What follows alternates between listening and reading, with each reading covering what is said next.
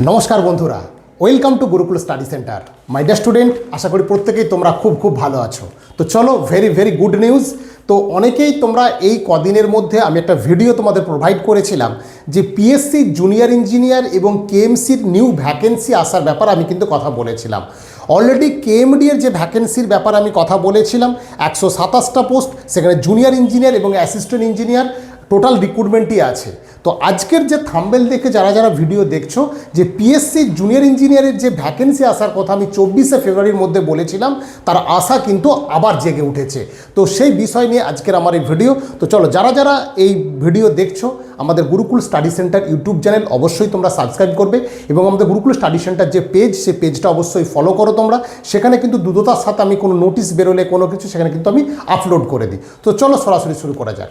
তো যারা ন্যূনতম ডিপ্লোমা পাস, অর্থাৎ সিভিল ইলেকট্রিক্যাল মেকানিক্যালের যারা ন্যূনতম ডিপ্লোমা পাস, বিটেক হলেও কোনো অসুবিধা নেই, তারা পিএসসির পাবলিক সার্ভিস কমিশনের যে জুনিয়র ইঞ্জিনিয়ার টেকনিক্যাল এক্সাম হয়, সেই এক্সামে তারা কিন্তু বসতে পারবে।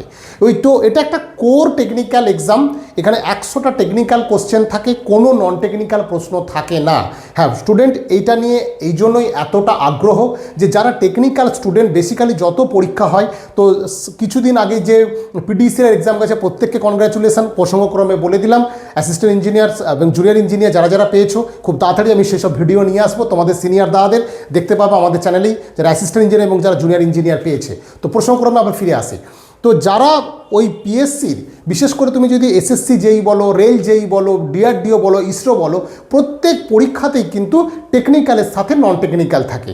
কিন্তু আমাদের যে পাবলিক সার্ভিস কমিশনের যে জুনিয়র ইঞ্জিনিয়ার পরীক্ষা, সেখানে কিন্তু কোনো নন টেকনিক্যাল, না ম্যাথ পড়বে, না রিজনিং পড়বে, জিকে পড়বে, ইংলিশ পড়বে, কোনো কিছু থাকে না, শুধুমাত্র টেকনিক্যাল। অর্থাৎ যারা ডিপ্লোমা করেছো 3 বছর ধরে যে টেকনিক্যাল পড়েছো, এবং যারা বিটেক করেছো তারা 4 বছর ধরে যে পড়েছো, তার উপর ডিপেন্ড করেই কিন্তু এই এক্সাম। হ্যাঁ অবশ্যই সেই লড়াই হাড্ডাহাড্ডি লড়াই।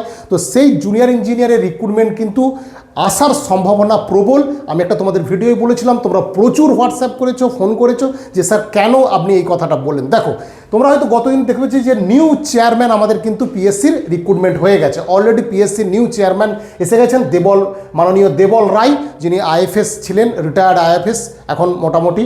তো দেবল রায় তিনি এসে গেছেন নিউ চেয়ারম্যান যখন আসেন, তো তারপর কিন্তু প্রসেসিং যে দ্রুততার সাথে হতে পারে, সেটা কিন্তু একটা আশার আলো। তাই পিএসসি জুনিয়র ইঞ্জিনিয়ার রিক্রুটমেন্ট কিন্তু হওয়ার একদম চান্স আছে। তাই যারা ভেবেছিলে যে স্যার স্বপ্ন আমাদের মরে গেল, হয়তো সেরকম না।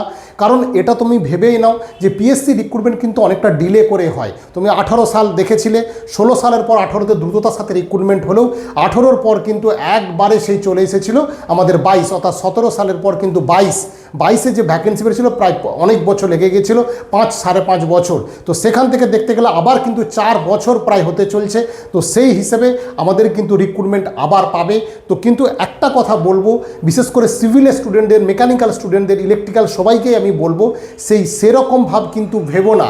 যারা সিভিলে পড়েছিল তারা দেখেছিলে যে 82 কাট অফ হয়েছিল 18তে, সেখান থেকে একদম পুরো আকাশ পাতাল তফাৎ 141-42 কাট অফ হয়ে গেছে।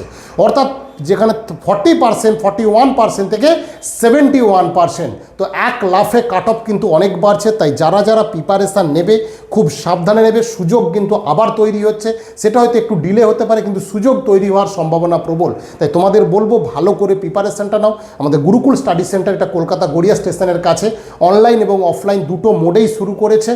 তো সেখানে পিএসসি জুনিয়র ইঞ্জিনিয়ারের জন্য একদম কিন্তু নিউ ব্যাচ এবং অ্যাডভান্স ব্যাচ নতুন স্টার্ট করা হচ্ছে, যেখানে কোর টেকনিক্যাল স্যার, একদম গভর্নমেন্ট ইঞ্জিনিয়ার ফ্যাকাল্টি, যারা অ্যাসিস্ট্যান্ট ইঞ্জিনিয়ার, এক্সিকিউটিভ ইঞ্জিনিয়ার এবং জুনিয়র ইঞ্জিনিয়ার, সাবস্টেন্ট ইঞ্জিনিয়ার, এইসব স্যারেরা একগুচ্ছ স্যারেরাই কিন্তু পড়াবেন পুরো সাবজেক্ট ধরে। একদম রবিবার, শনিবার টেকনিক্যাল এবং নন টেকনিক্যাল, এর টেকনিক্যাল ক্লাসগুলো মেনলি শনিবার এবং রবিবার হবে, সকাল 10:30 থেকে বিকেল 5টা পর্যন্ত 6.5 ঘন্টা 6 ঘন্টা করে এই টেকনিক্যাল ক্লাস হবে। যারা অনলাইন এবং অফলাইন করবে, দ্রুততার সাথে আমাদের যে নম্বর দিচ্ছি সেই নম্বরে যোগাযোগ করো।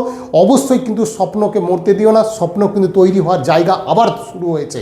তাই দেখবে আমি এই প্রিভিয়াস ভিডিও তোমাদের মেকানিক্যালের 31 জনের ভিডিও দিয়েছি, ইলেকট্রিক্যালের এখনও পর্যন্ত 31 জন কিন্তু প্রপারলি সাক্ষাৎকার দিতে পারিনি, পুরো একসাথে ওরা অনেকে আসেনি, 17-18 জনে কিন্তু দিয়ে দিয়েছি আমি।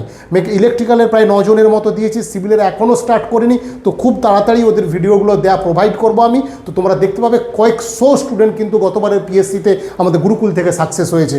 তাই বলবো ভালো করে প্রিপারেশান নিতে হবে।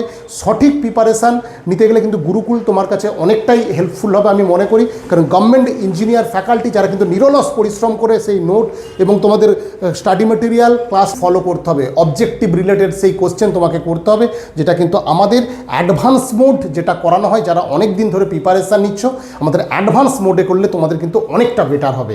ঠিক আছে, আজকে এই পর্যন্তই। তো যারা একদম দেখছো এই ভিডিও, আমাদের এই চ্যানেলটা সাবস্ক্রাইব করো এবং আমাদের যে যদি অ্যাডমিশান নিতে চাও, ক্লাস শুরু করে দিতে চাও, আমাদের যে নম্বর আছে সেই নম্বরে হোয়াটসঅ্যাপ করো বা ফোন করে নিতে পারো। আমাদের কিন্তু অনলাইন অফলাইন দুটো ক্লাসই এবার কিন্তু আমরা শুরু করব, কারণ তোমাদের আমি বলেছিলাম 24শে ফেব্রুয়ারির মধ্যে সুযোগ একটা কিন্তু তৈরি হওয়ার সম্ভাবনা ভালো রকমই আছে। ঠিক আছে, আজকে এ পর্যন্তই। প্রত্যেকে ভালো থাকে।